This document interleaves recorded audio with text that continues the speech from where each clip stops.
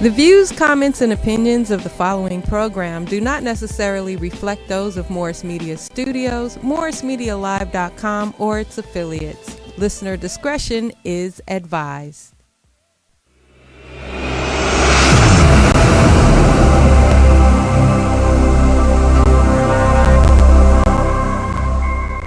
I like my green with crystals like Folgers, picking up momentum, rolling like boulders. They call me ice, but I'm really much colder. My rhymes is heavy like the weight on my shoulders. I'm spitting that red hot smoldering lava. I fight to the end like the Navajo. Crack a bottle though, make it the goose with cranberry and triple sec.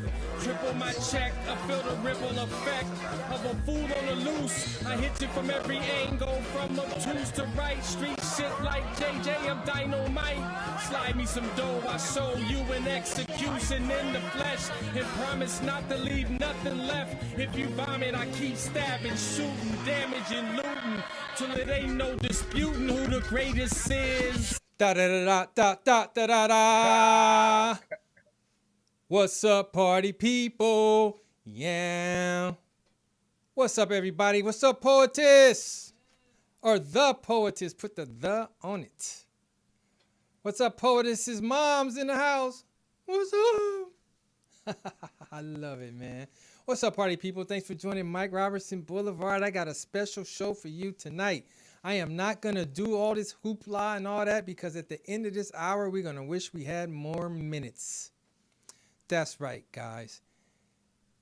On the show tonight, keeping in the theme of Legends in July.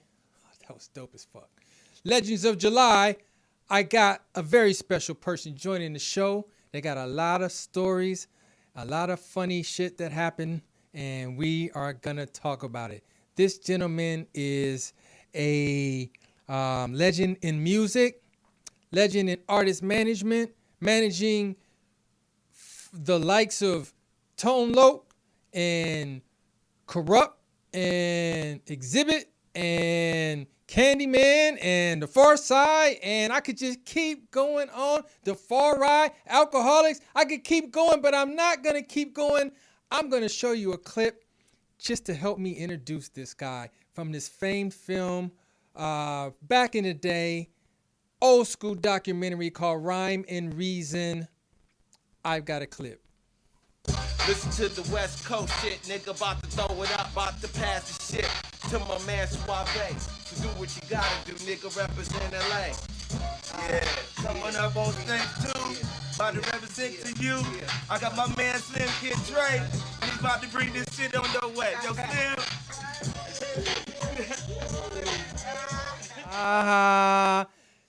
Give it up for my man Suave. Yeah. What's up? What's up? Damn, you brought back some memories right there, boy. You didn't know I was going to hit you with that, did you? Yeah, that reminded me, hey, when I heard you rhyming on the beginning of the show, that took me back to the tour bus. Where you used to be rhyming on tour. You know it. And you used to jump in and keep it going. I'm like, my nigga Mike. That's right. Mike got some bars. You best not be rhyming around me, nigga. What you talking about? Nah, you hung with the best of them, Mike. It was all good. We had a good time on tour. Exactly, man. How you doing, bro?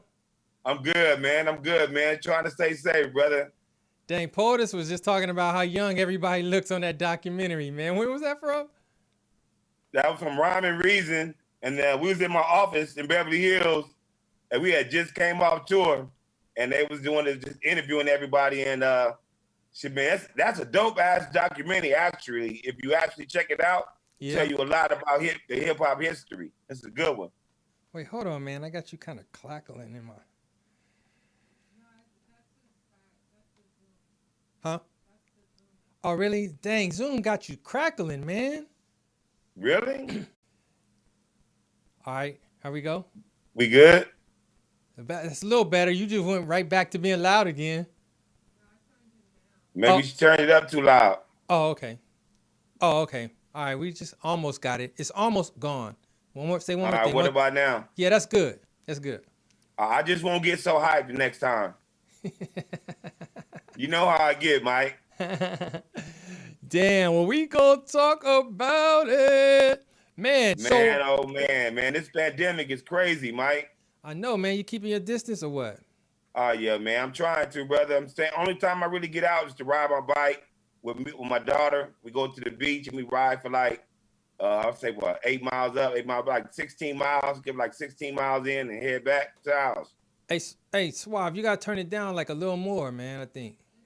All right. Oh, it ain't Cool? you. Oh, it ain't you. It ain't you. Okay. So man, oh, you been riding your bike? Yeah, as much as I can. Oh, okay. I feel you. Trying to get some exercise in, trying not to blow up. Dang, you be holding your breath when you walk by people? Oh yeah, but on the bike we just zooming by. We don't really stop. We just keep going to our destination, drink some water, turn around, and head back. Oh, okay. Ah, man, I love it, bro. I love it. Well, man, let's talk about this, man, because like I said, man, I've been having LA legends on, man, this month, man. I had my man LA Kev on last week. That's I don't my know if you boy saw right that. there. Huh? That's my boy right there. What's Yeah. up, Kev? I know you watching. LA Kev. I had General Lee on a couple weeks back. My other boy right there. Yup. That's one of the DJs from my up-and-coming wedding. Yep. And then also had Dan and Green on. Damn. I And missed that one. yep. And I had my old school from the graffiti legend game Quad 39, man. So you just closing out the month. Yeah. This is a great month for you. Yeah. So let's talk about it, man, because Suave, you've done so much, man. I just want to just start digging into this shit, man. Right? Now, Right. where would you just say the beginning of it came from you starting off in music? It's like before you even became an adult, right? Like it's in your family, it right? started when I was a kid because I grew up at the Total Experience nightclub on Crenshaw. What know, you my mean you uncle grew was up the owner, there? Lonnie Simmons. He was the owner of Total Experience Records, and this artist was lived around the corner in Windsor Hills. So I used to be there, go there, clean up at the end of the night, come up a couple of hundred, couple of nice diamond watches and all that every night. I used to see it all. Really? Nita Baker before she blew up, all that. DJ Rogers. Damn, Nita Baker before she blew up? Oh yeah, she used to be there performing. Everybody came through the Total. Man, the That was Total like the Experience, spot, man. the Total Experience is legendary, man. I Oh yeah, remember my legendary, man. aunties That's my and family. You know, my uncle owned that, so it was like I had carte blanche there. your uncle owned it. Your uncle was Lonnie Simmons. Lonnie Simmons, and Yeah, he was passed away about a year or two ago. Rest in peace, my aunt. dang, really? Oh man, rest in peace, man. Dang. So what? Tell me about these groups that used to come through there. They were all up and coming groups at the time. Oh yeah, man. This is the beginning with Lakeside, all of them, man. Royce, everybody used to come through here, man, perform.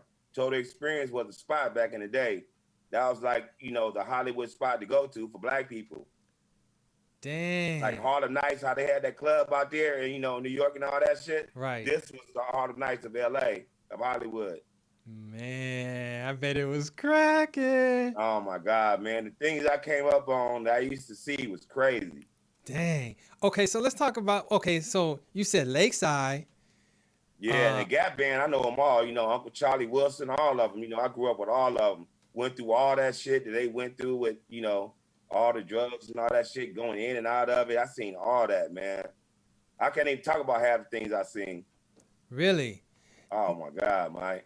Now, what? So, they were on the label actually. Yeah, Total Experience Records. Wow, Gapp Band was big, bro. I mean, that was like the hottest shit at one point. Yeah. Wow. Y'all Boys and People was hot too back then. DJ Yeah. Rogers, he was hot too. Wow. He had to pop it, man. We used to, man. Dang. Now, That's when I started seeing the luxury of being in the music business. They was riding around in Rolls Royces, Porsches, all that kind of shit. dang. Back then. Yeah, and then they threw me in a movie that they made called Disco 9000 that I was in. Really? And I was going to St. John Elementary. It was the first time I went to Catholic school because Pops was making bank, so he tried to, you know, upgrade me and shit. And so the next thing you know, I was getting picked up for like 3 weeks straight in the limo from school going to my the actor in the damn movie because they had a part for me.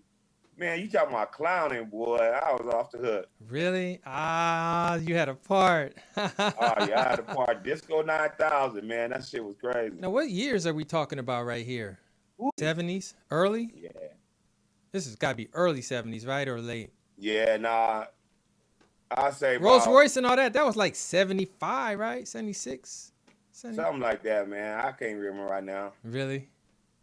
Can't remember right now. Nah. But then they're actually getting into the music thing. You know, we was going to Uni High School, and Tone put a song out, you know, called I Got It Going On K-Day.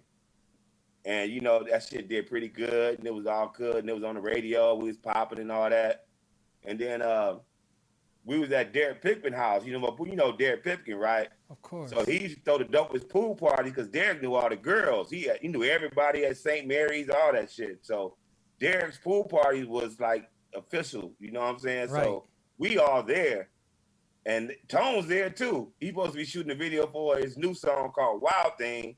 We all like, man, fuck that song. Like, man, the party's here. Tell them they want to shoot the video. Come here. This is Wild Thing going on right now. Man, so Tone was missing the whole entire day, wasted about at least about $50,000 because they couldn't find him on filming. They finally found us at the pool party, came and picked Tone up. They told us all to come get in it because they had parts for all of us. And we all like, nah, we good. We gonna stay here for the party. We catch you when you get back. Man, that's the thing, you know, this is the biggest video in the world, all over the MTV, all over the jukebox, all over everything. We were so mad, we played ourselves completely on that one, boy. Man, and I remember specifically. I had a starring role in that video and blew it. That video was in all black and white, right? Yep. And it was nothing but girls in it. I remember he was by himself. and just a couple of homies, and then a couple of people from the label because we didn't show up. Oh, really? Yeah. Now y'all broke some new ground with that on MTV, right? Oh yeah, for sure. That was one of the biggest tours we went on, the MTV tour. Now talk about that. Talk about, you know, that being sort of like a rap pop song, or becoming a pop song through MTV. Like, how did all that come together? Like, you know what I mean? Man, it was a sample, really, man. You know, that Wild Thing sample was crazy. And that shit blew up, man. It was like the next song that blew up right after Run DMC that crossed over. Like, we was one of the first artists to really cross over, like Run DMC. So that shit was like, he was getting treated like Michael Jackson, man. We used to have to do shows with chicken cages up and shit because girls were throwing stuff up on there and trying to get on stage and all that shit like that. That shit was crazy. Be screaming and passing out, seeing them in the airport. At one point, it was ridiculous, man. Wow. Yeah. Straight ridiculous, huh? It was crazy. Yo. Yeah. Shit, Pose is at K-Day. She remember back in them days when it was started cracking. Hey, Suave. Hey, we just gotta take a quick break right quick. Hold on one second, Suave. Yeah, hold on one second. Hold that thought, bro. All right. Yeah, let's fix these tech issues. All right. Hey, y'all, thanks for hanging, man. We had a few technical difficulties. We're getting Suave's visuals on, so we're going to do it old school radio style. Suave's about to call right back in, man, and we're just going to do it like that. Oh, he's on. Suave, you there? Yeah, I'm here. All right, man. What's up, buddy? Yeah, What's going on, buddy? Sorry about that, man. We're just going to pick up where we left off, man. I think we were talking about MTV, basically. Tone Loc going to MTV and the whole, change of I'm sorry. What I was saying was that Tone Loc song blew up on MTV and it sort of opened some doors for a lot of rap going to MTV. That's what we was talking about. Yeah, most definitely. Like, Run DMC did it first, and then Tone was right after him, man. Man, the doors just blew wide open, you know what I'm saying? And we was on the MTV tour. Like, think about it. We was doing shows for K-Day, then all of a sudden, we on tour with Madonna Milli Vanilli, Paula Abdul, what's the MC name? I'm trying to remember his name. MC. Yeah, the one he used to host the MTV Raps. Oh, Fat Five Freddy? Fat Five Freddy? Fat Five Freddy and the other dude. What's the other dude? Oh, Ed Lover. Ed Lover, yeah. Yeah. Fat Five and Ed Lover. We on tour with them. So imagine how big that tour was. Wow. Okay, so you went from Pip's party to shooting a video to visits to K-Day to now is like touring with all these people. Now, how do you put the tour together? Just their top people, top videos at the time, they just threw a tour together? Is that kind of how it is? Well, the funny part is they put it together and they had Tone opening up in the beginning because we was the new booties, right?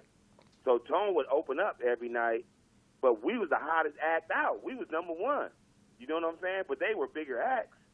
But so what happened was we would show what happened. We would perform, and then half the crowd or majority of the crowd be mad, want their money back because they came there to hear Wild Thing. But Tone had played already. So it became a thing where they had to rearrange the schedule, and they had to put us on second and third to last. Next thing we go up one, then we go up another time, shit. Next thing you know, we was going on right before Madonna. Wow, really? So they kept pushing you back in the lineup? Yep. You guys are going up right before Madonna, dude. You passed by everybody else? Right before Madonna, dude. Like, wow. Put it like this. Like, this was before I was doing, like, managing and road managing and stuff. I was doing stage work. I was a stage manager. So we was putting together, like, the magic thing Tone used to come off of, the Funky Cold Medina bottle. We used to put that together, take it off on stage and all that kind of shit. We was putting in work. Okay. So I would be backstage with Madonna while she's doing push-ups, getting ready for the show. You know, talking with me, joking with me. I'm joking with Madonna, a dude that grew up in the jungle. I'm joking with Madonna backstage clowning. Wow. Madonna. Put it like this, Mike. I got history. I was there when Milli Vanilli tape got caught, and they got exposed when they tape got caught, and everybody found out they couldn't speak English. Whoa! You mean the scandal when they was lip singing? Yes, I was backstage right there, saw the shit go down live in person. Oh, wait a minute, man. Wait a minute. Walk me through. What you mean? Like they were performing, no one knew. So all along on the tour, you guys thought they were singing? No, we was all baffled. We couldn't figure it out because when we be at the hotel and everybody chilling by the pool and drinking and all that, these dudes couldn't speak no English really.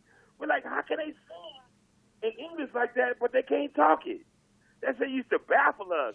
But we never used to trip off of it. We never used to trip off of it because we was always in a party situation. How can you sing in English, but you can't talk it? Man, we used to talk about that shit all the time. Like, this shit's crazy. These dudes can't even talk English, but they sing clear as day. Man, then that one day, man, that coach got caught, and that reel got caught that they was playing off of. Because back then, they was going off of reels. Man, that's just it. They tried to fix that shit, and they just started trying to talk. They couldn't talk over the crowd. They just had to look back and kept trying to dance and putting their hands up. You know what I'm saying? They couldn't even talk to the crowd, tell them, hold up, we'll be right back. They couldn't even do none of that shit. So all they had to do was run off stage and shit. That shit was funny as a mother. Wow. So in the moment, did you realize they were busted, or did you just hear it on the news and TV and all that? Well, it came out after the fact that they don't speak English, that they didn't actually record the song. It was recorded by somebody else. And we was like, that's how. Dang. That was the biggest highway robbery in the world. They was getting a grip every night. I bet. And they only had a couple songs, right? Oh, man, them two dudes was big. You talking about passing out, going out over Tone. Man, they used to go crazy over Milli Vanilli. Wow. Wow. That's crazy, bro. Nah, not crazier than when we was in Australia and we did a show with Led Zeppelin. Really? Led Zeppelin? And Guns N' Roses. What? Imagine that. How big are those crowds? Man, we was at the what's it called? The Astrodome. Shit was crazy. Man, we got there. When we got to the hotel, the difference between rap and rock and roll, man, it was girls at the hotel sleep 2 nights before, just sleep all around the hotel, waiting on the artist to arrive. That shit unbelievable. Sleep. Sleep. Like you sleeping out to like get in a Target on Black Friday. Yeah. Camped out. Hey, you got to talk on the phone, Suave. You got to talk on the phone. Oh, okay. 10 the whole 9. Hoping to get chosen to get picked to go upstairs. Chosen. Oh, Lord. Yeah, wow, crazy. that was crazy. Now, where did you guys go? Just basically all over the world on that, right? Oh, yeah, everywhere. We tripped every city in Australia. Really? Sydney, Melbourne, Adelaide. I mean, you name it, Perth. So, all of them. So how did you go from, kind of like stage managing, basically just helping out, to actually being the manager? Well, Tone's manager, road manager name was Steve, and he was actually Madonna's road manager. And so he had the double duty all the time when we was on tour. So he was like, hey, Suave, I'm going to train you to be a road manager so you can know what's going on. So maybe you could take over for me one day with Tone or help out. I'm like, cool, because I want to make more money anyway. Right. So he started training me and giving me duties and shit, like, as road manager duties and stuff like that. Started putting me in charge of the bus and then put me in charge of the hotel check-ins and stuff like that. Started putting me in charge of the sound checks and all that other kind of stuff. Then next thing you know, people was contacting me direct and booking shows directly with me with Tone. So I even ended up taking over the management with Tone from a guy named Marty, who also schooled me in the game. Marty was schooled. Oh, okay. Okay, so it was just like a natural progression. Like you'd already the homie, but you taking the initiative. Yeah, well, really, my father pushed me to take the initiative because we used to come home off tour clowning and this and that with a million stories and girls, this and that. And my father hit me with some real every time. What the money you got in your pocket? Wait, what'd you say? Suave, Yeah. I couldn't hear you. What'd you say? Your father said what? I said my father would hit me with the real, like how much money you got in your pocket. I don't care about all the hoes and this and that. He's like, how much money you got in your pocket? Right. I'm like, I'm straight, Pops. I'm straight. He's like, what's straight? I want to know. And I used to be like, I know it ain't no time money, but, I was going on just kind of just trying to talk about it, and it just made me think, like, shit, I need to do something else. I need to get behind the scenes and all that, even more and learn more and take this shit serious. This is an opportunity for me. So from that, I started doing that. And then at the time, that's how I started managing other groups, because when I started handling responsibilities and taking the group out by myself that they were booking all that, Candyman was a dancer for Tone. And so when Candyman put his single out, he was already used to me handling them, taking them on tour and being in charge of everything. So as soon as his shit started popping, he hired me as a road manager. Then me and Candy was out doing everything. I ended up managing Candy. Oh, okay. And then so from managing Candy, we was driving, going to a photo shoot or some shit like that. I run into Pharcyde. They just put out a new single called Your Mama. And they was like, hey, Suave, we want to holler at you, man. We need management. We need road management. This and that. Because Paul Stewart was managing the Pharcyde at the time. Oh, so Paul Stewart. Yep. Yeah. So they was like, we need road management, Suave. We need to go on tour, this and that. Because I was known as a guy who booked shows, take them on tour, and be all that. I had a reputation for that at the time. So I was like, all right, we'll holler. And next thing you know, I was doing road management for Pharcyde. And then Paul was into a whole bunch of things, and everybody started contacting me direct, and then I started managing Pharcyde too. So, and then it started escalating from there to there to like Alcoholics, Xzibit, and then it just went on and on, man. It just started popping. Kurupt, Dogg Pound. Then I started booking, and then once they put me in charge on the, when I was managing Xzibit, I got real close with Dr. Dre. So I was like the only because he was executive producer of Xzibit's album. Oh, the Restless LP, right? Yeah, the Restless LP. And Man. So, yeah, and so me and Dre got real tight, and then I used to have to, get his new number. Like every other day, he would change his number, but that's how the label used to have to go through me to get the Dre and shit. That shit was crazy, man. I couldn't believe all that shit. He was changing his number every other day? Every other day, man. Damn. Staying elusive, huh? Yeah, because I was in the middle of that Suge shit, when all that shit was going on with Death Row and all that. Oh. So he kept having to change his shit because people kept getting his number and saying silly shit on there. Oh, so okay. then it got to a point where, I was just calling him directly at home, like I was in there. Man. Yeah, so then, and that's how I got to be the tour manager for the Up and Smoke tour with Eminem, the big Up and Smoke tour. Yeah. That's how I became the tour manager, one of the tour managers for that. Mm-hmm. And that's because what? What are you saying? Like, since you had just developed a relationship with him when it was time to go out with there, Dre, he just reached put out me to in you? charge.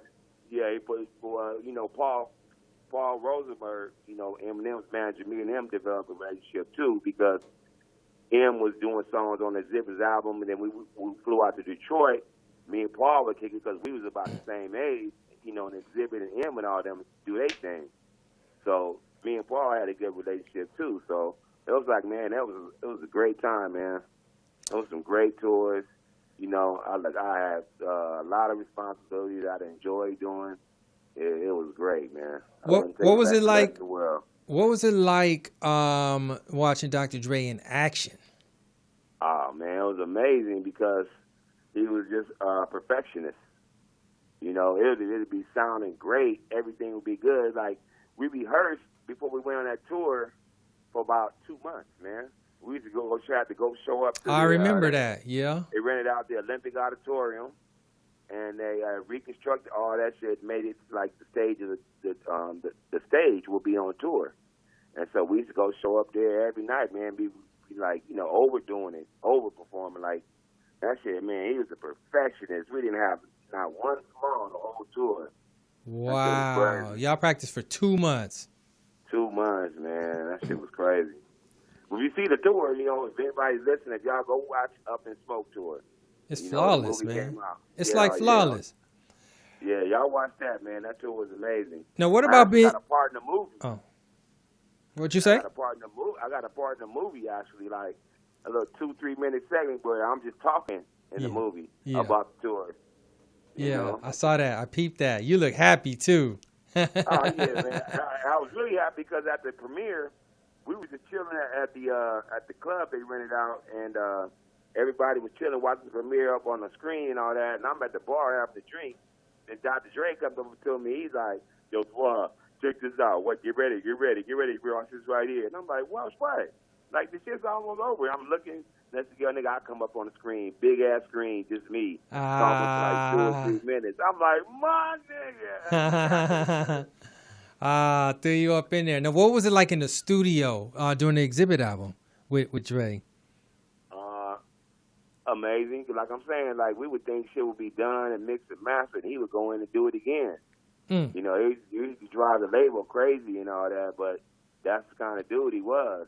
And back then, man, the videos, we used to spend like $500,000-$600,000 on videos, like crazy. Mm-hmm. Like, look at the videos we did with Dre.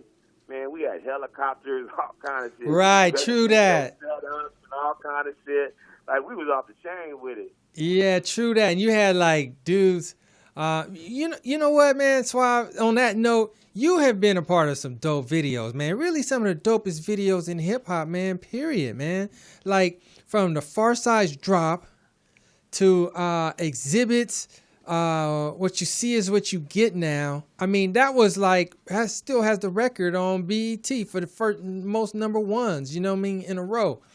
It's like crazy videos, man. Y'all look like y'all had some fun with that. Oh, man, we did. We know what's funny is one of my coaches told me he just seen that video, what you see is what you get, and he didn't know I was in it, and he seen it, and he said it messed his head up. He's like, oh, my God, that's Suave. And I'm like, yeah, man, I'm in a lot of videos you don't know about. That's the funny thing. Like, where I work at now, at Narbonne High School, they have no clue, and I don't say nothing about who I know or where I've been or what I've done. I just try to be Coach Suave. I try to do that too. Mm-hmm. You know, I try to keep it up, but some of them find out here and there. You know, it'll come up. You know, or a parent will see me, be like, "You look familiar," or this and that. But other than that, I just try to be Coach Suave, Coach Green. Now, did you have input on those videos? Like as a manager, you guys sitting in the room, everybody, you know how it goes. Everybody's having their ideas, throwing everything around, saying, let's do this, let's try this, let's try this. Well, on those videos, no. We used to, like, the main thing is we had to figure out who had the best treatment. That's as far as it goes. And Really? then as far as the video, that would be strictly the director, and then the Pharcyde or Xzibit would have input. But all those the big videos that be done with Pharcyde and you know, Block and all them and all that, that's all their vision. True. The directors they credit. Oh, right. Absolutely. The one with Pharrell, though, with Alcoholic, he had a lot to do with that video, I think, kind of. Oh, Pharrell? Pharrell had something to do with that one. Yeah, he had a lot to do with the whole thing. Man, that was some fun, man. The Alcoholics Best You Can video, man. We were on, what is that, Universal lot?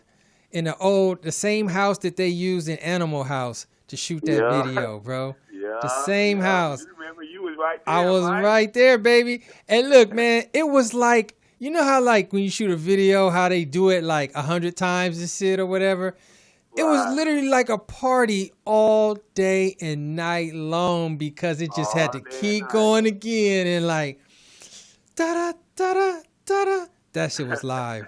Yeah. Hey, man, a lot of people don't know, Mike. You used to road manager me when I couldn't go out on the road, man. You did a hell of a job, brother. I really appreciate what you did for me, man. Man, I appreciate what you did for me. Guess what? My first tour activities is with you, bro. I bet you don't remember what the first tour was. No, I don't. You don't remember. It was the Underdog tour. Oh! With Five Dogg, Five Dogg, X, and Defari. No. Yep. Yeah, and Defari. Man. Yep. That was my tour I put together. Like, You got, hey, Suave in the phone, man. I can't hear you. tour. I can't hear you. You must be walking around. My tour I put together all by myself. Oh, yeah. I give Lance some credit, too. I got to give her credit. Yeah. Yep. And I was the sponsor. Boy, you put in some work, though, Mike.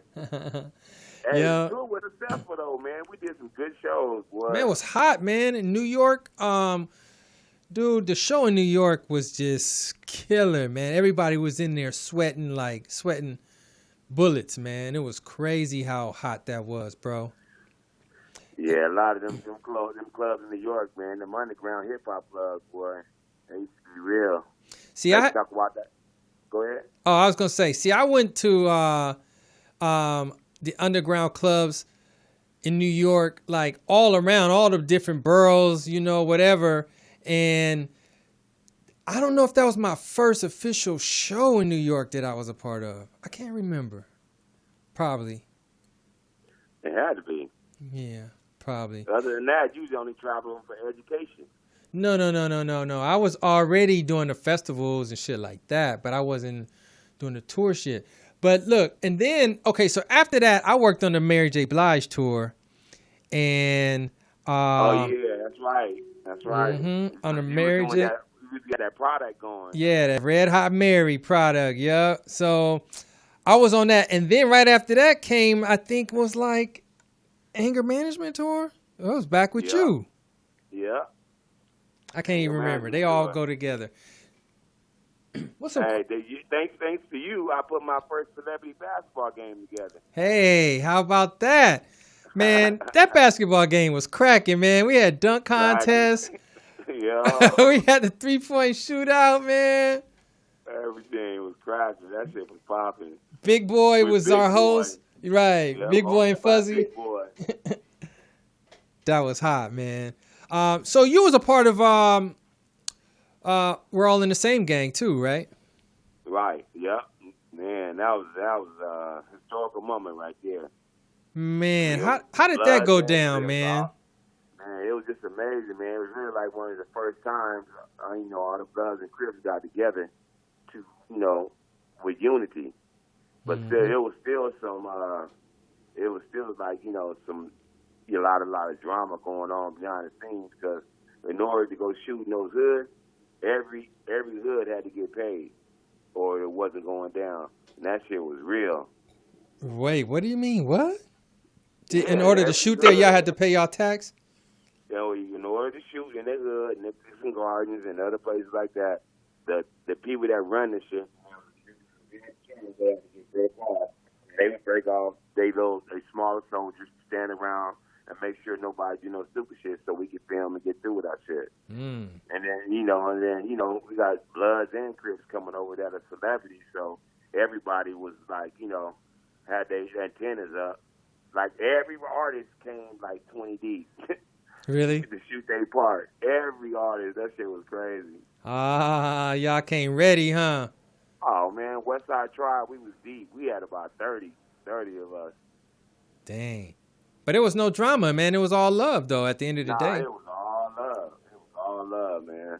Everything was cool. We're all in the same gang, man. That was, to me, that's what's so monumental about that is what you just said. It's like getting Crips and Bloods together. What? All on the same song? All in the same video in the Nickerson Gardens? Like, what? That was like just to show the world that we could be about this piece, man. You know what I mean? Yeah, I thought it was going to be the start of it, but, you know, unfortunately, you know, it didn't last too long. Really? I know. I mean, how it used to be on. It used to be on back then just off wearing a color or shoestrings or shoe stripe. Right. Like now you can wear anything. Like these kids nowadays have no clue how it used to be. Right. Yeah, shoestring, bro. One shoestring, a zipper and shit. Like, nigga, what's up with the zipper? It's be popping. Yeah. Man. And so there's so many things you were a part of.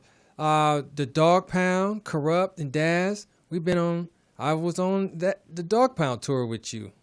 Yeah, I have many tours with Kurupt. We've been all over the world.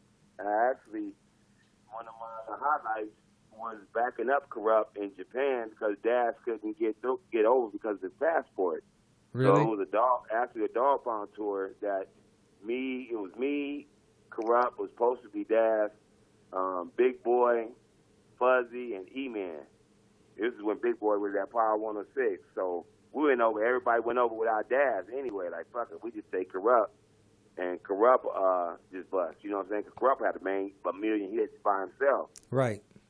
So we did that, kept it going and shit. And then the first night went on, we was like, fuck, Big was like, man, do Nate's part, Suave. I'm like, fuck it, I got it. You know, we were up with all these Japanese, nobody know us and shit. We like, fuck it, that's just clown. Wait a minute. Stop right there. He said, do Nate Dogg's parts, nobody's gonna know the difference. Yeah. Hold up. That shit too, killed it. Man, give me a sample, man. Nah. Come on, man. Hold up. Yeah.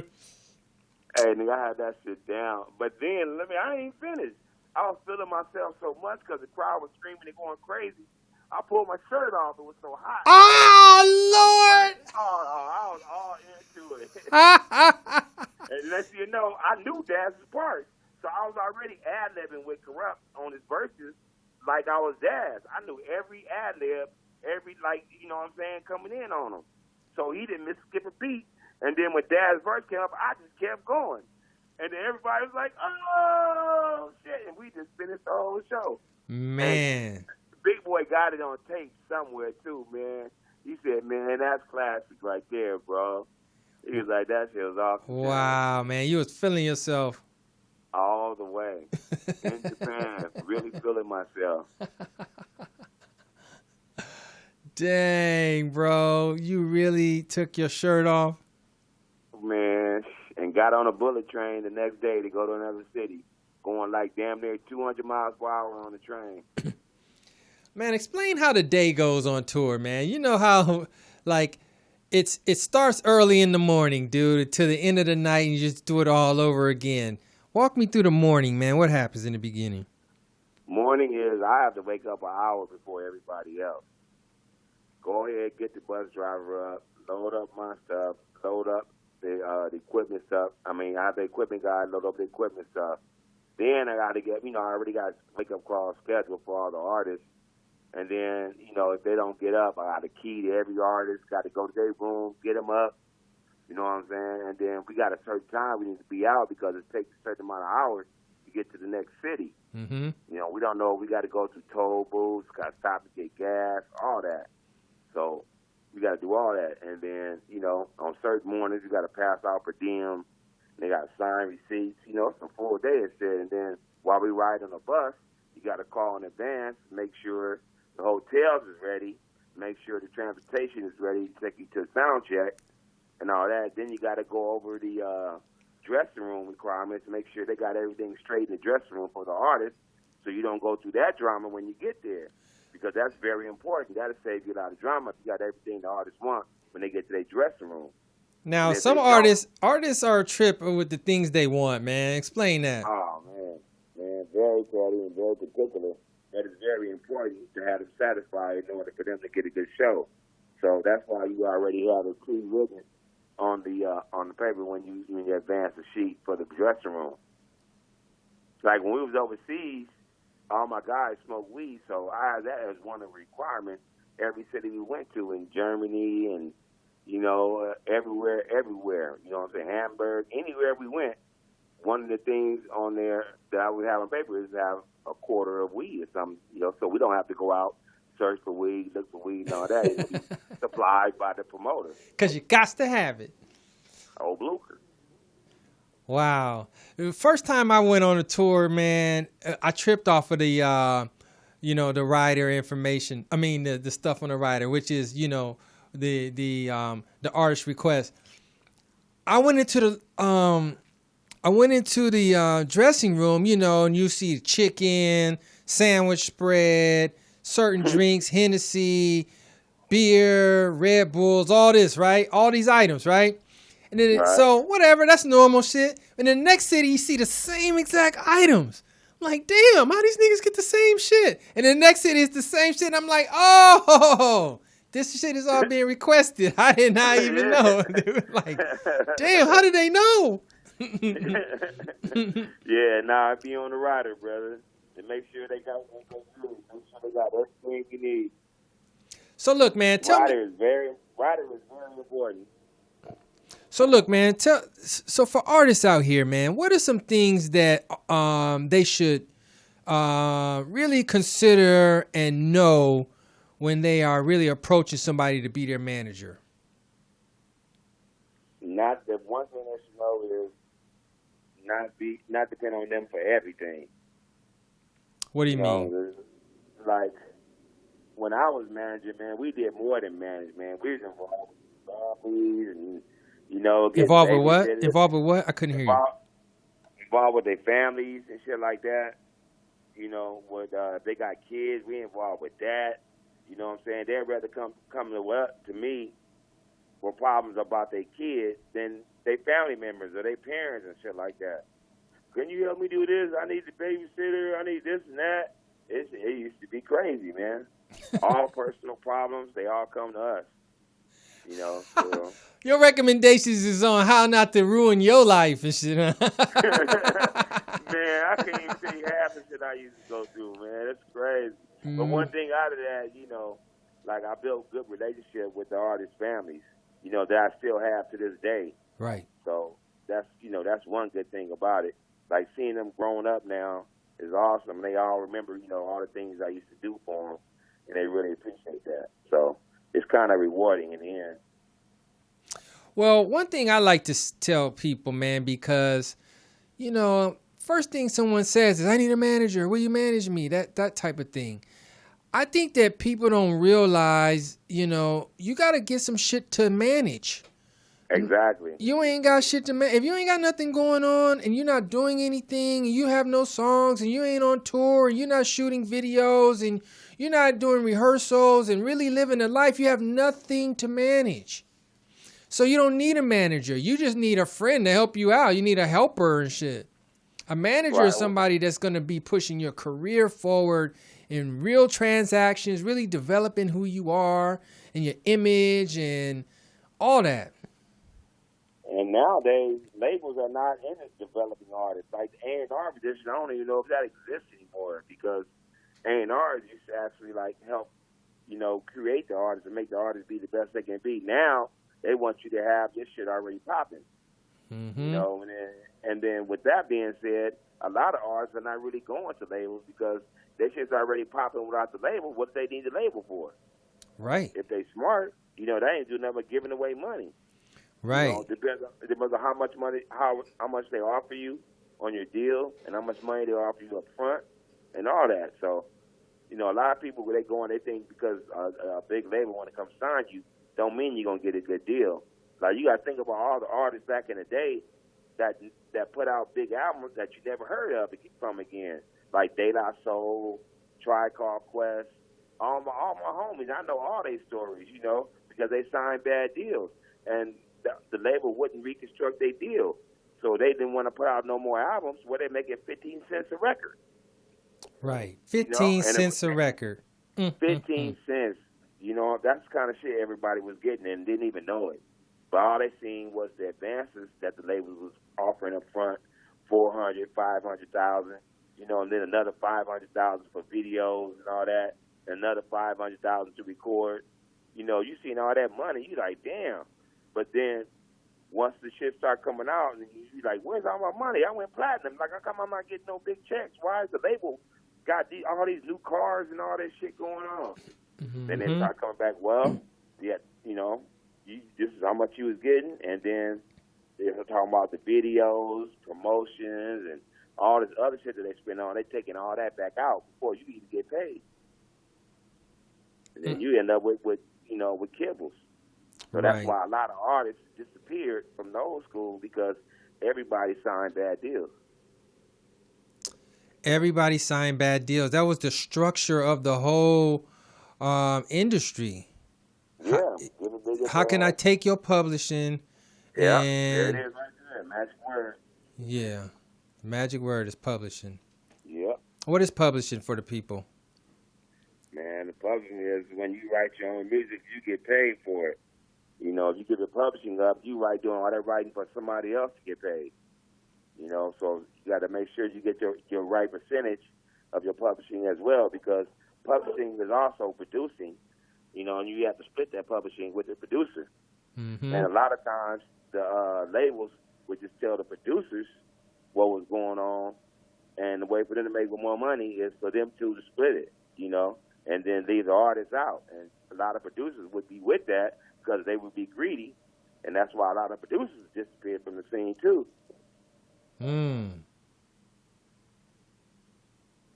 So yeah, man, a lot went on, man. A lot of learning, a lot of shit. Everybody didn't know what was going on behind the scenes, but everybody eventually caught up and started getting smart.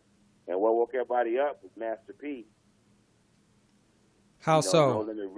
No Limit Records, because that's when it started getting to everybody's head that you should be owning your own publishing. You do this yourself. You know, you don't need them for everything. Well, in addition to publishing, though, he was owning the masters. The masters, everything. Yeah, everything. He started out with just talking about owning your own publishing, you know. And then once you start, you know, you start bringing in the game of owning your own masters, that changed the game completely. Right. Then the internet just really 360 the game. Killed the game. So now folks can just sell their own. You can. Well, here's the thing: the internet changed the game, and technology changed the game, because now you can make an album in your living room on your laptop. You know, a microphone and a laptop. So many studios closed down, Mike. It's crazy. Man, I know, like really. Never thought would close down. Right. And the thing is, if you can make your own album and produce it and everything yourself and put it out yourself, then all you got to do is be hot. That's it. It don't take one song to blow up. Only take one. Only take one song. And what do you think? Oh, go ahead. No, I was just talking about that's like when we when I had Nate Dogg, when we got off that tour, I had Nate Dogg do a song with Pharcyde, and that really opened the door for Nate Dogg too, as far as doing hooks and songs with everybody else, because that was the first time he ever went outside the Dogg Pound to sing on somebody's song. Oh, the Pharcyde joint. Damn, yeah. How did that go? Oh no! Look who came in the front door. Yeah, POTUS. Yeah, dang, that joint, you hooked that up? That was me, baby. Me and Jilly. Really? Yeah. Wow. And I remember Nate was like, Suave, all right, I'll do it. So I don't fuck with no East Coast like that, but I'll do it. I like the beat. He said, but I need 30 cash in cash. I told the label that shit, man. They was like, what? We can't do that. How we going to, tax it and write it off? I was like, I don't know. I said, but he needs 30 cash to do the song. Shit, and they came to the studio, $15,000 in cash in a brown bag. I'm like, ain't this a bit? They did it. In a brown bag? Hey, came with the other 15 when we was done. Wow. Made it happen, huh? That was so damn hot. I was in New York when that came out at the Vibe seminar, man. And when that shit came on, I was like, wait, is that Nate Dogg? Yeah. Bro. That was your boy Suave right there. Damn. Did they record that out here or out there? Out here. Oh, really? We did that at, I think at Sound Castle. Remember that? Oh, Sound Castle, yeah. Yeah. I know POTUS remember Sound Castle. She just nodded her head, yeah. I know I'm taking her back with some of that shit. Yeah. Wow, dude. That's really special, man. I love man. The Pharcyde shit was dope. Now how did you get really in tight with like De La and all them? Well, we had booked a tour with one of the dopest tours I ever been on in my life. Was in Japan with De La Soul, Pharcyde, and Tribe Called Quest. That was like the dream tour. Wow, that sounds dope. De La Soul, Tribe Called Quest, and the Pharcyde. Oh man. I mean, every show sold out. 2 shows a night sold out. Man, we was doing it big. Damn. That was one of the dopest shows ever, because every show, word for word, everybody sing word for word to everybody's show. Everybody watched each other's show and all that. And then we kept rotating on who would close. Just kept rotating every night on how everybody would go, first, second, or third. There was no egos. Everybody got along. It was beautiful, man. It was how hip-hop should be. Everybody was on top of their game right then, on top of the world. It was on. And it was snowing in Japan. It was like the first time it had snowed in 25 years. Really? While you guys were there? Yeah. Dang, y'all brought the snow. Yeah. Dang, man. It's pretty sad that Phife Dawg passed away. Oh, yeah, man. That hurt me right there, bro. Because me and him, we still kept in touch. I talked about sports all the time. He was a big sports fanatic. Yeah. Man. Yeah, rest in peace, Phife. Rest in peace, Phife Dawg. Yeah, that was my boy right there. Man, what else, man? We worked on some movie projects. Oh, yeah. You all had your hand in a little everything. Man, exactly, man. I met Harrison Ford. Oh, yeah? Yeah, man. The thing I had going with Kurupt with the movies was off the chain, man. And I hate that she messed that up, man. Golly. You hate that? Who messed it up? Sure, because we had the movie world in the palm of our hands. Kurupt was a big movie, we had the big movie. Suave. Suave, are you walking around or something? Yeah. Come on, man. All right, that better? Yeah. All right. You going jogging and shit, nigga? Nah, man. It's just that he was getting so big and he was doing so well, Suge couldn't stay away. I know. and he kept wanting to come around and stuff. Like, you remember, you was around there, and you know, I have meetings with Kurupt, me and you, like, guys, they don't want Suge around. They don't want him coming to the premiere. They don't want him coming to the set and all this and that, because he could never just come with just him. He would come with like 15 guys, you know what I'm saying? All look like they straight from the hood. And so they didn't like that, and it made everybody uncomfortable, so they would always come to me. I mean, like the biggest directors in the world, and then EMI, all the bosses at EMI, all of them coming up to me and shit about Suge. Well, promise us that, you know, at the screening he's not gonna show up. Like, we really, really don't want no problems like that and this and that, to a point where they didn't even want to damn near give me passes, you know what I'm saying, extra passes for us to go to the premiere. So we would have limited passes, this and that. Like, they're like, we'll take care of it when you get there. Like, we don't want to give you no passes. Man. Showing up. He would show up. Fuck shit up, man. Damn. One movie was The Wash. I didn't work on it, but I did come to the set a couple times. That shit was like a fun time. Oh, that was a party. The Wash was a big party. It was a big party. And it was a real party at night afterwards. Yeah. And then the rap party was at some little spot right off Sunset. Remember that? It was cracking in there. Oh, I almost said something. Yep, you're right. I'll just leave it at that. Oh, my God. You just reminded me of something. Yeah, that was crazy. Crazy. So what you think about this Versus thing going on, Mike? That's the only thing pretty much going on in the music industry right now. What Man, you think about it? I like it, man, because shit, man, that's what it's all about, man. Let's battle. Okay, so my favorite one was Erykah Badu and Jill Scott. That was my favorite one. That was your favorite one? Man, I left that thing feeling like inspired and stuff, man. It was, I don't know what it was about it, bro. I liked it, man. It was good. It was tight, but that wasn't even better than the Snoop one. Hey, man, it's my favorite, man. What you talking about? Now, Snoop one is number 2. Snoop, dude. Okay, let's talk about the Snoop DMX one, because I hear a lot of chitter chatter about DMX 1, man. There's no way DMX won over Snoop, bro. Nah. And Snoop took it easy on him. He took it easy. He could have played so much shit that he didn't play, man. It's crazy. And he literally helped him through the battle. You know what I mean? Right. Literally, bro. I mean, whoever thought that was crazy. Now, DMX is dope. I like DMX. You one of my favorite cats, of course. But just showing up to the battle to get down, man, it was no take. What you say, man? Definitely won, man. But it wasn't even like Snoop could have played so much stuff he didn't play. Like, he was playing stuff sometimes just to go along with what DMX played. Like some lyrical shit or something. And I'm like, why would Snoop play that? Like, Snoop know he could have played this or that. Yeah. This, you know. I felt the same way. Yep. Yeah, nah, he took it easy on him. He didn't want to do him like that. That's his boy. It was about having a good time.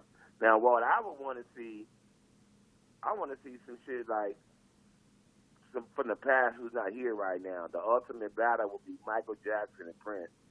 Oh, ooh, man. If you could do that in real life, Michael Jackson versus Prince, song for song. Yeah, can you imagine? That would be the number one, bro. Come on. Prince would be playing this shit live. Yeah, Prince would be like, no DJ. No DJ. Right. But Mike would probably take that challenge like, okay. What? Okay. Easy. Mike got hit. You crazy? Okay. Crazy, man. I don't even know who I could say I'm taking. It would all depend. Crazy. It would all depend on how they did it. Man, who else, man? Yeah, well, shit, I got a good old school R&B one, like Luther Vandross and Teddy Pendergrass. Ooh. You talking about hits? Oh God, it's hard to call that one. Damn. You can't imagine Luther and Teddy? Oh my God. Man. The Whispers and Isley Brothers. Oh, Porter said Luther and Freddie Jackson. Oh, they had some beef? hang with Luther. No, Luther Freddie. got too many hits. Yeah, Freddie was on another level. Yeah, he wasn't quite on that level. Yeah. Damn. What about some rap stuff, man? You heard of anything coming up for verses? They got 2 Chainz and Rick Ross coming up next week. What? Yeah. Where you hear that? That's next week. That's coming up. Or this week. Oh, I ain't seen a. You put that up yesterday. Rick Ross and 2 Chainz. 2 Chainz and Rick Ross. I'm Yeah. picking 2 Chainz. I'm picking 2 Chainz. What you say, Suave? You picking? So both of them have 20 songs? I don't 20 know. hits? I don't know 20 from either one. That's what I'm saying. I'm like, I think it's too early for them kind of guys. We haven't even done LL yet. I don't Ice know. Cube.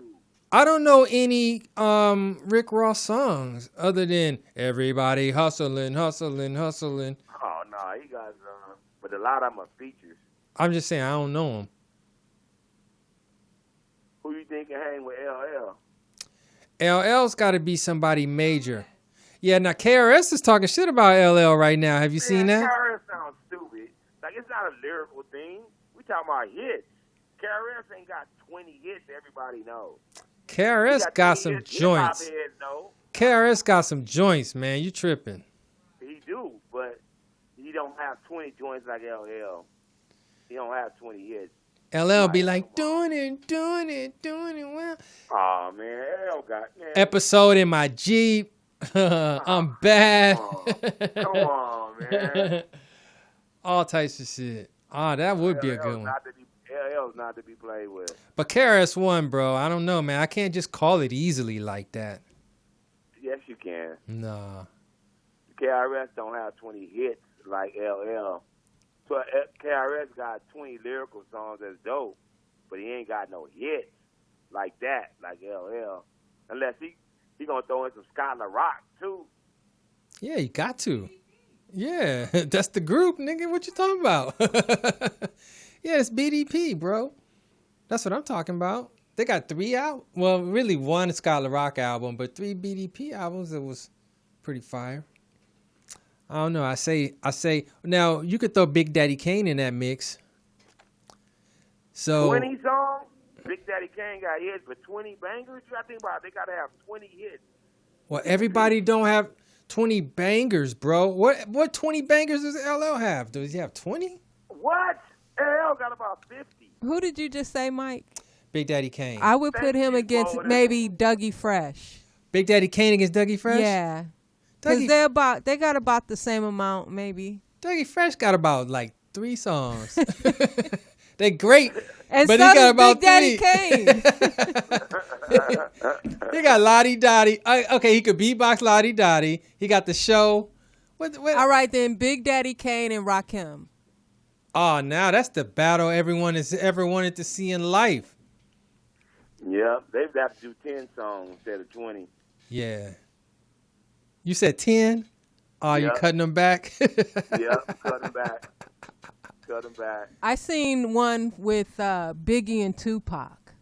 Oh, That yeah. would be a good one, too. Ooh. But see, that's Pac all day on that because Biggie ain't got enough songs. Yes, he do. What? Are you Biggie only fucking got 2 talking albums. about? And then some Biggie couple got a whole features. album of You hits. just went through this thing talking about hits, man. It gotta be hits, man. It don't have Think Biggie 20. got 20 hits? Man, I can name 20 songs I like, but they're not hits. I don't think on all the verses that all those songs were hits either. Well, they're No, not. they're That's my not. point. This is what Yeah. Suave's saying right now. Hits. It's about catalog, I think, more so than hits.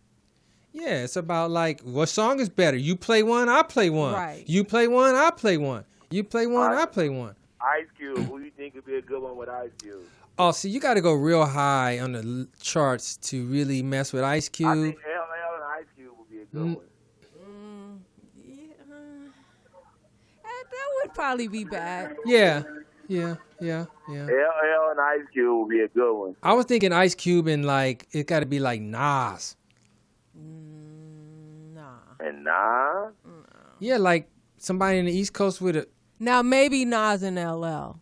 maybe. Nas and LL. Nah, that's like so mixed match. Mixed match. Yeah. It doesn't match. You're absolutely right. It does not match. I don't know who would go against LL. Got to be somebody strong though. Cause L got hits, man. KRS-One is not the one. I think so. You sleeping on KRS, man. No, I'm not. I know he got hits, but he ain't got shit like LL. We gotta see it, man. Want to see it come alive, shit. Yeah, it'd be good though, but I think he would take a big L on that one. Damn. Sure. What else is up, Suave? You gave me some music to play, man. Who was that? Oh, yeah, man, my boy Rolling Son, man. His artist, he got a little group going on, man, and he got a song with T-Fly, and the song was pretty tight, man. When he sent it to me, I played it. I said, okay, new sounding song, new age stuff, and I can really mess with that. So I said, let me get this a little play, give it a little love tonight. Let's see it, man. Let's bust it out. It's audio. It's audio. Yeah, Okay. it's called El Segundo 12.7. Is the name of the artist. It's called El Segundo 12.7? That's the name of the artist. Damn, that's a unique name. Let's bust it out. Yes. Gotta take a little time out with all that's going on in 2020 to address some things. How about this? Black lives matter to you when they through. I can't breathe, hands up, don't shoot. Now you're getting mad cause we riot and loot. Not the fact that our neck is where you keep your boot. Niggas getting tired of this shit you do. Hillbillies acting like we ain't got guns too. Crips and Bloods, who was Pyru? What if they came together and they hunted you? Gangsters by the hundreds, sisters by their side. George Floyd called his mother, so mama's gon' ride. Black women ain't nothing to fuck with. White mothers got upset at that punk shit. Now the police need protection. Young people gon' show out this selection. Good cops ain't in question, but that code of silence caused a load of violence. Black lives matter to you when they through. I can't breathe, hands up, don't shoot. Black lives matter. I can't breathe. Black lives matter to you when they through. I can't breathe, hands up, don't shoot. Black lives matter. Since you're standing guard for the murder, who gon' guard you when they hand down the verdict? That cell gets lonely and cold while your wife's getting laid and your kids getting old. But revenge ain't what we seek. At least can we walk down the street in peace? Can Trayvon walk a block and not get shot by a wannabe cop from the neighborhood watch? Killing kings and dreams by any means, still marching for what Martin and Malcolm never seen. Want you to believe racism ain't a thing when we see it on the screen more than COVID-19 under quarantine. Hate takes the lead. Thought it was cap, now the whole world takes a knee. Like a thief in the night, how that still gon' come? That's word to Rihanna. You heard that from a Black lives matter to you when they through. I can't breathe, hands up, don't shoot. You. Black lives matter to you. Oh man, he must have just made that, huh? Oh yeah, and then that wasn't that artist that I said. That was actually Candyman and Ant Banks. Oh, Candyman and Ant Banks? Yeah, that song right there is Candyman and Ant Banks. I thought you was gonna play the other one I sent you. But no, yeah, that right there is a new song by Candyman and Ant Banks. Yeah, that's bang, don't it? Really? Yeah. Dang. Yeah. Yeah, is that the knocking their boots? Yep, knocking boots, Candyman. He back. Wow, okay. Damn. So, what you think about all this madness going on, man? Man. Black Lives Matter, election, all that stuff.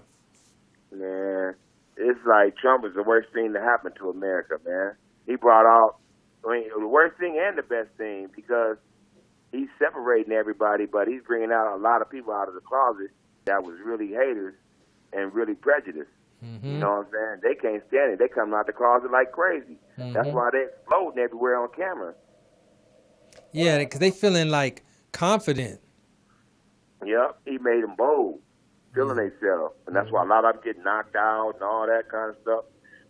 You know, because this ain't the old days. They keep thinking like, you know, we're just gonna take that shit. Like everybody ain't gonna just keep filming you. It's not. It's some people is not gonna have that. Yeah, some people has got consequences to it. Yeah. And shit, it's 2020, man. It's time to let that go. It's time for a change. We got a lot of brothers out here, man, that like Trump, man. I be seeing it, man, a lot.